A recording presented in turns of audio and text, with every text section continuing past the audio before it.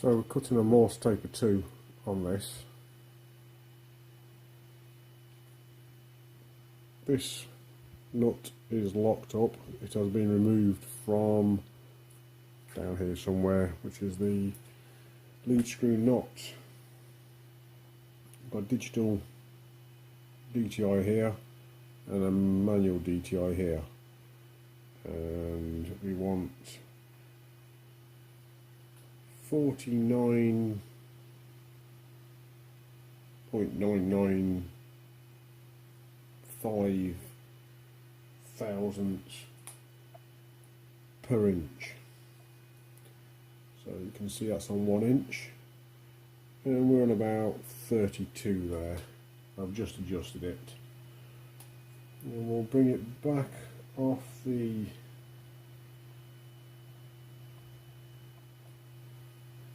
we're using this lever here as the 0, and we'll bring it back up to the 0 to bring all the backlash out, and then we'll do that again because I've just too far. You'll see this needle start to move just before I hit. There you go, it's starting to move now. If I concentrate this time I won't go too far. I'm taking all the backlash out. Oh, 1 thou. So I've got 1 thou too far. That's alright.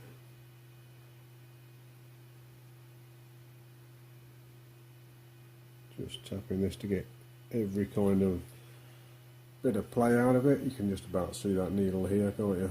Just about. It's on 0. I'll give you a bit more view of that. There, it's on 0.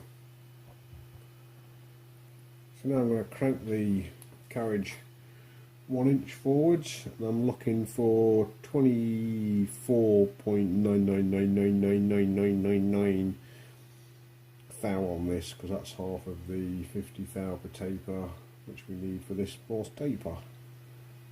So we'll wind on 1 inch.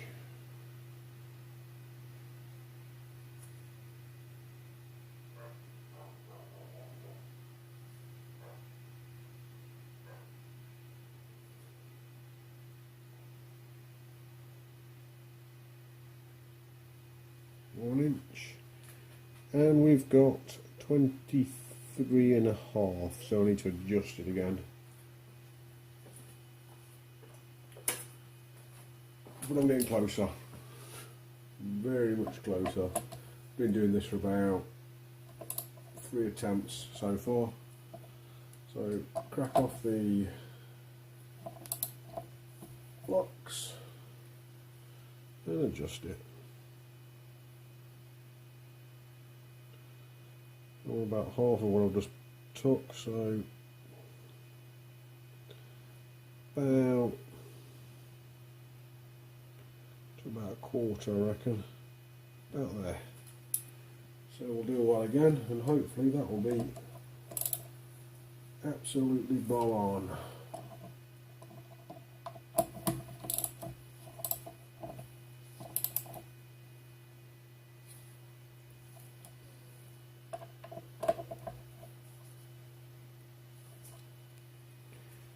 Somewhere close. So wind it back off again, bring it back in. Yes, it's moving.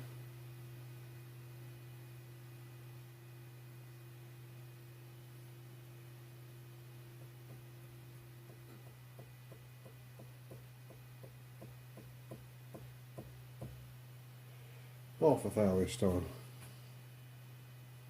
We moved it 2 thou, as I thought. Right, and wind it back on 1 inch again.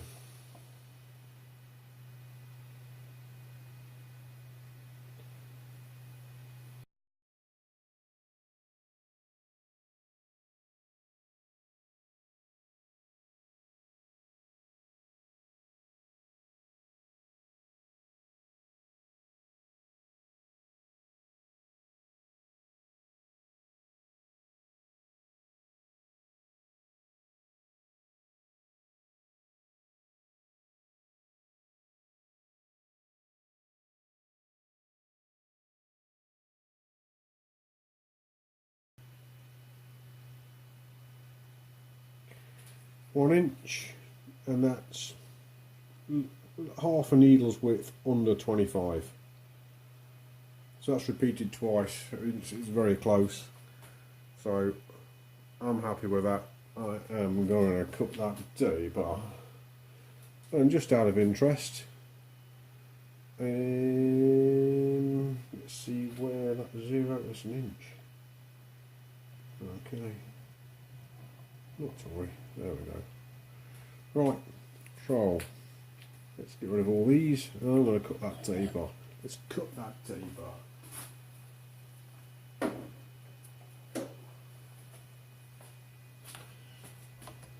Let's cut that D-bar.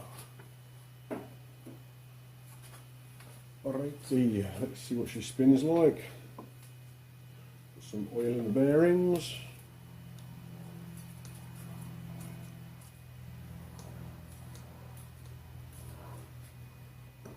Away we go.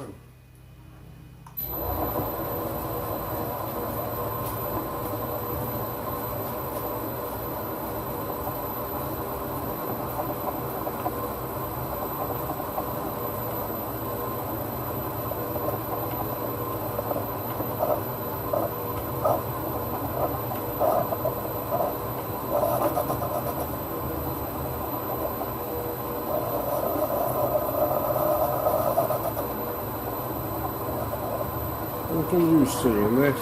Yes, you are.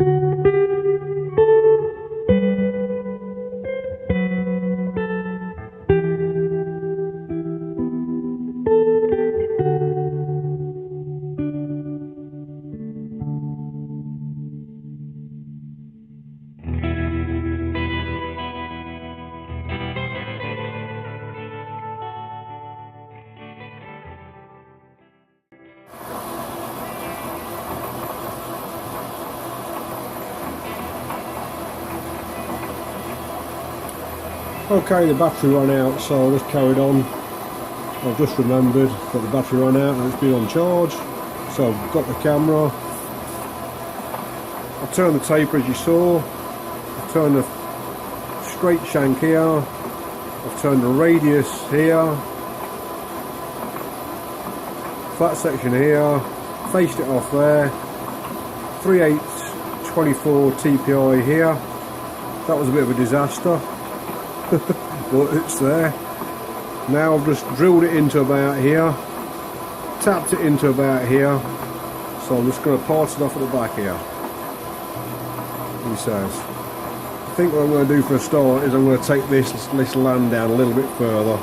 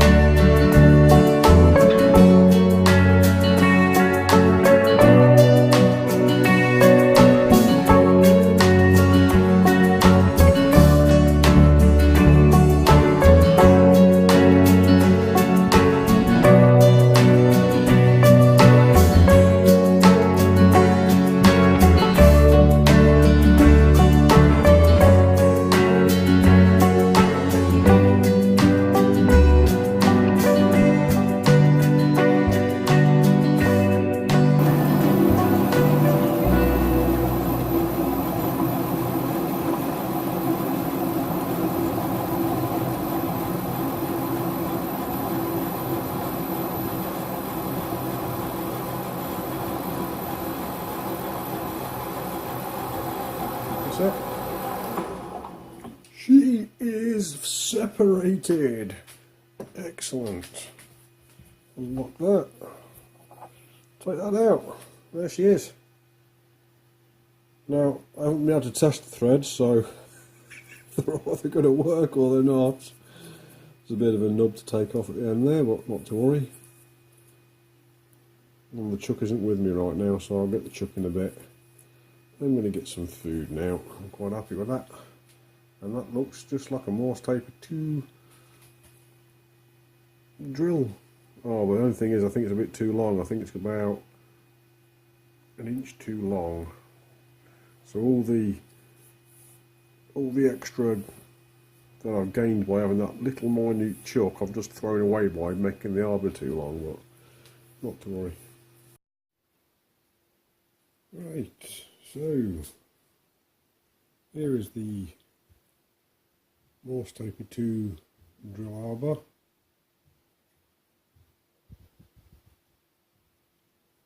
It's not quite finished yet. You can see the nub on the end of it. Still have to drill and tap it for a left hand thread. I'm just deciding which bolt to order and which tap to order for the left hand thread, but there we go. I can tap that out a bit deeper if I want, but I think it should be fine. And straight off the lathe it goes straight on.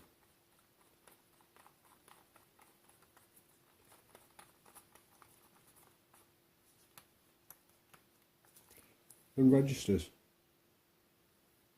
So, very happy. Don't know how good the chuck is going to be, but we will soon find out. So fingers crossed, that'll be good. Next.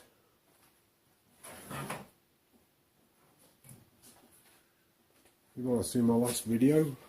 I made some precision lapped oil stones.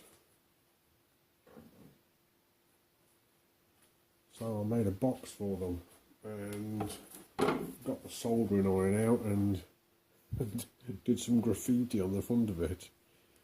There's no hinge at the moment, so just an elastic band holding it together. So it's not really finished. It's just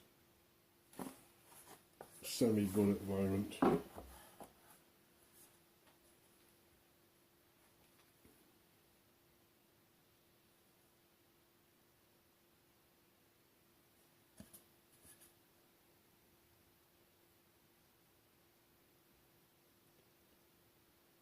So just some gunk on the front there, just to highlight to anybody in the future what these are. And the 3 stones, and I've cleaned them up. Oh.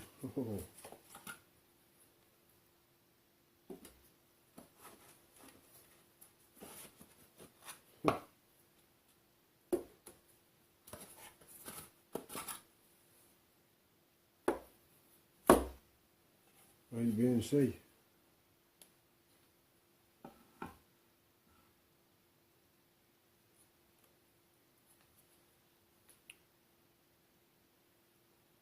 Let's get you a better video of that. There you go. So as you can see, I've cleaned them up. This one got a bit of a chip here. I think it's when I was clamping it. This is the tapered one. It was a bit like a cheese block, which is straight as a die.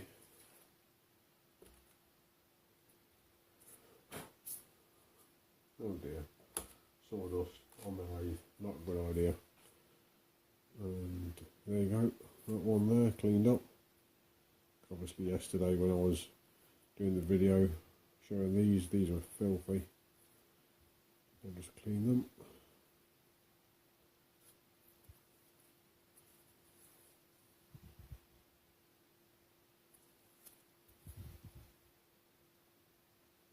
This one's got a little nip out of the corner.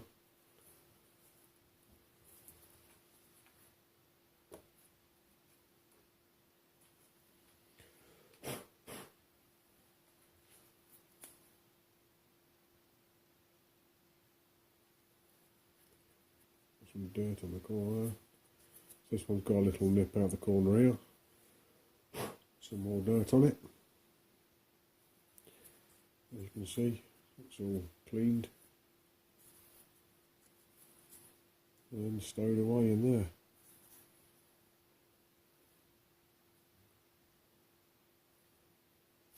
Bit of a mark there and a bit of a divot here.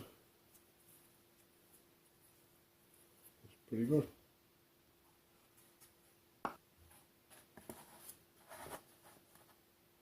Keep them nicely squared up.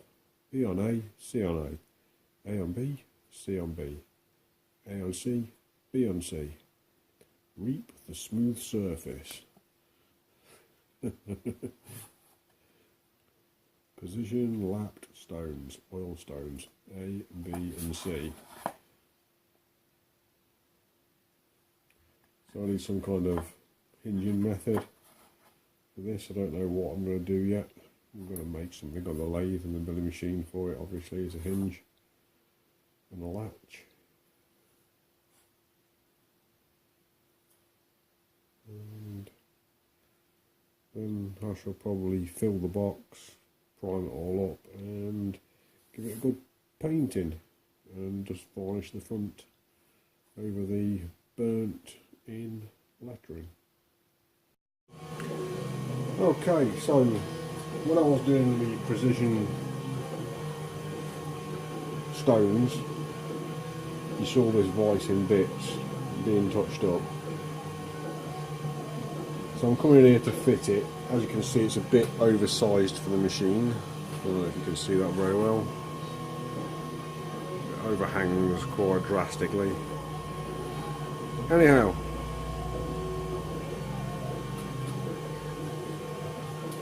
my Morse taper 2 shank. I've got the drill on it now, it's only on loose. I've slagged it off a little bit. Oh, I'll put it into the spindle here, and I'm tightening it up, and it feels soft and spongy. Although I put it in there, it just hangs beautifully. It feels good. So I started tightening it, and it felt as if it was being drawn up but soft, if you know what I mean.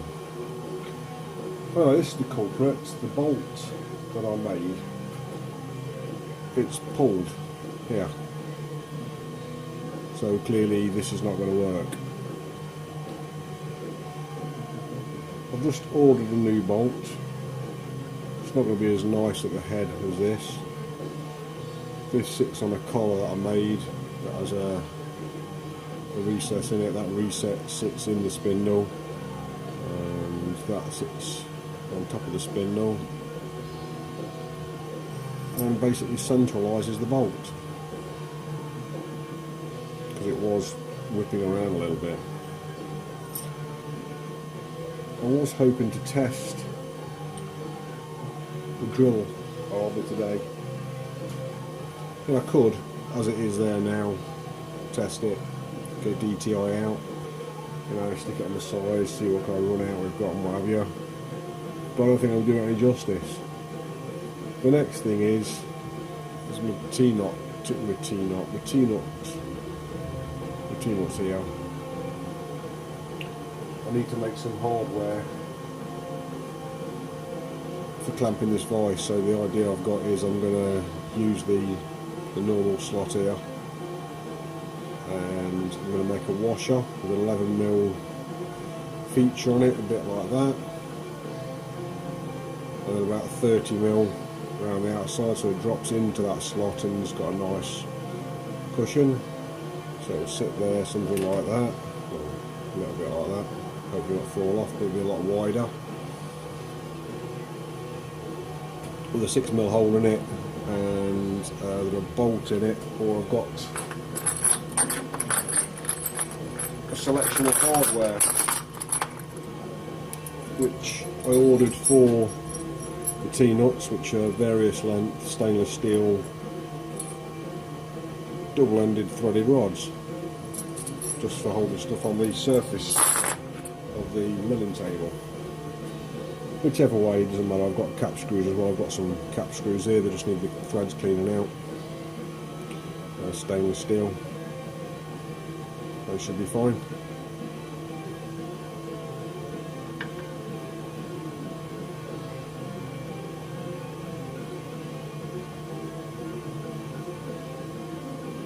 You get the gist. Just clean the aluminium, rusty aluminium out of the threads and they'll be fine. They come out of a washing machine or something.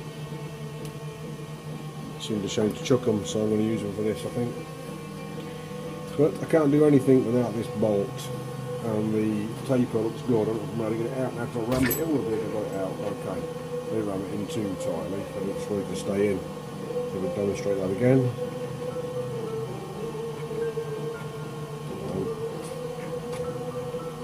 And it stays in.